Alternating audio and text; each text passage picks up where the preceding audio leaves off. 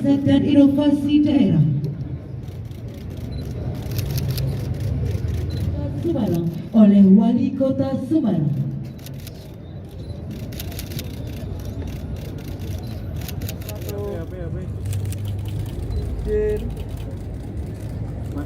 Cindramata pertama dari Badan Riset dan Inovasi Nasional kepada pemerintah Kota Semarang. Cindramata berikutnya dari pemerintah Kota Semarang kepada Badan Riset dan Inovasi Nasional.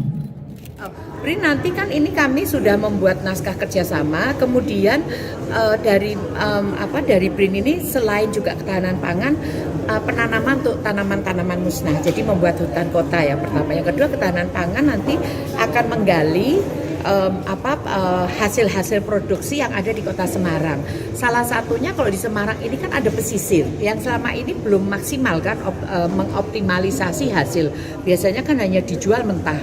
Dan kalau nggak laku ini kan juga akhirnya kalau bahasa Jawa itu bau gitu ya, sehingga nggak bisa dimanfaatkan. Sehingga dengan adanya BRIN ini bisa bagaimana membantu mengolah mengolah hasil-hasil produksi itu menjadi makanan olahan-olahan yang sehat. Tetapi kemudian kami kan di sini juga punya namanya Balai Benih Ikan yang selama ini tidak pernah juga dipakai gitu. Terus kita juga tidak ngerti ya, karena teman-teman kan terbatas dari knowledge-nya, dari ilmu pengetahuannya, sehingga kalau dengan adanya BRIN bisa dimanfaatkan, mungkin membuat bibit-bibit atau benih-benih ikan gitu ya, sehingga mungkin lebih cepat gitu atau apa, dan nanti bisa dibagikan ke masyarakat. Karena kita pola hidup sehat, menjaga ketahanan pangan, ini kan salah satunya juga bagaimana dari hulunya ini bisa dilakukan program-program gitu. Jadi ini adalah awal dulu, setelah itu nanti dari BRIN akan mapping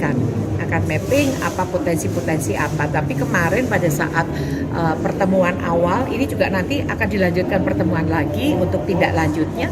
Saya sampaikan bahwa di Kota Semarang ini nelayan utamanya ini kan kita juga sebenarnya kan ketahanan pangan itu kan larinya juga ke kemiskinan. Nah, di wilayah pesisir ini kan contoh kayak di Tambak Lorok, Tanjung Mas, kemudian Bandar Harjo, kemudian Kemijen.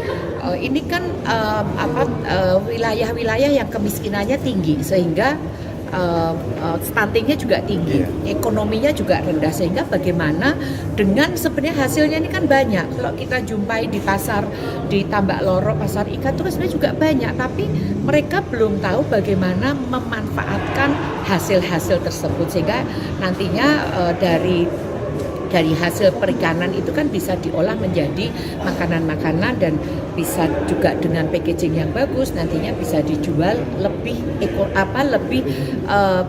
sifatnya ini bisa lebih menguntungkan gitu ya. Sehingga ini salah satu yang menjadi concern ini adalah optimalisasi di wilayah pesisir. Jadi memang kita kaitkan semuanya, karena yang tadi selalu kita katakan kan kalau pengendalian inflasi, ketahanan pangan, tidak hanya stunting tapi juga warga miskin, sehingga kalau mereka mendapatkan pekerjaan nih, umpamanya dari kita kan ada kemarin diinventarisir ada 518 warga yang miskin ekstrim, artinya dia mengeluarkan biaya itu tidak lebih dari 10.000. Kemudian total jumlahnya itu 2.446 jiwa.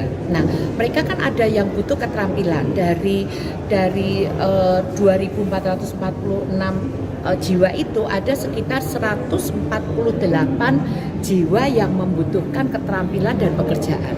Nah, kalau kita bicara masalah keterampilan keahlian, umpamanya membuat kue atau jajan pasar, ini kan juga masa umurnya juga pendek, nggak laku ya, sehingga kan juga akan merugikan juga kepada masyarakat gitu ya. Sehingga kalau dengan olahan bisa di packaging bagus, bisa dijual ke mungkin tidak hanya Semarang, dan ini menjadi makanan olahan kan lebih lama waktunya. Lah ini yang kita salah satunya untuk bagaimana melakukan eksplorasi, optimalisasi, dan juga melatih kepada para warga yang membutuhkan pekerjaan itu menjadi seorang yang mandiri. Jangan lupa follow, like, dan subscribe sosial media Tribun Jateng.